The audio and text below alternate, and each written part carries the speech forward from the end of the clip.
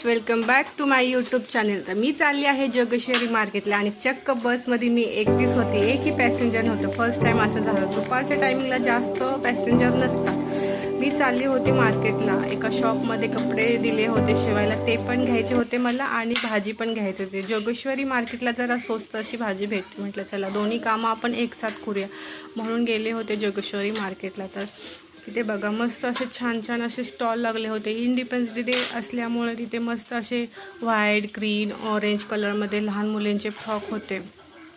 छान छान होते, कपडा पण मस्त होता आणि स्वस्तात मस्त असे होते।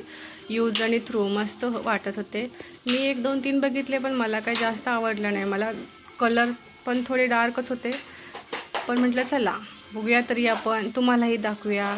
1, 2 बघितले मला, तर ते काय पसंत नाही पडले। तर चला पुढे आपण दाखवते तुम्हाला मी। हे इंडिपेंडन्स डेचे सगळे असे मस्त झेंडे विंडे सगळे लागलेत। आणि ही आहे शेवग्याची भाजी। असे म्हणतात श्रावण महिन्यात पावसामुळे आपली पचनशक्ती खूप कमी होते, त्यामुळे शेवग्याची भाजी शरीर हलकं ठेवते आणि रोगप्रतिकारशक्ती वाढवते। त्यामुळे श्रावण महिन्यात शेवग्याची भाजी नक्की खा। मी तर शेवग्याची भाजी घेतली नाही, पण शेवग्याच्या शेंगा मात्र मी घेतल्या, कारण की छान होते। शेवग्याची भाजी जरा खूपच महाग वाटली, म्हटलं चला आपण पुढे बघूया अजून। इथे मी शेवग्याच्या शेंगा घेतल्या, त्या 10ला 20ला 5 अशा मला भेटल्या। नंतर हे आहे जोगेश्वरी स्टेशन, त्या आतमध्ये जोगेश्वरी स्टेशन आहे। तर चला आपण पुढे जाऊया।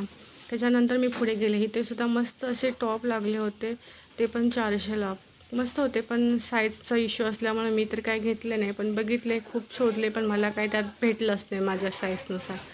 तर त्यानंतर मी म्हटलं पुढे बघूया। तर पुढे पण अजून होते मस्त मस्त टॉप, तर तिथे सुद्धा मी बघितले, 1, 2 घेतलेही। तर चला आजचा मिनी ब्लॉग तुम्हाला कसा वाटला नक्की सांगा, कमेंट करा, लाईक करा, शेअर करा आणि सबस्क्राईब करायला विसरू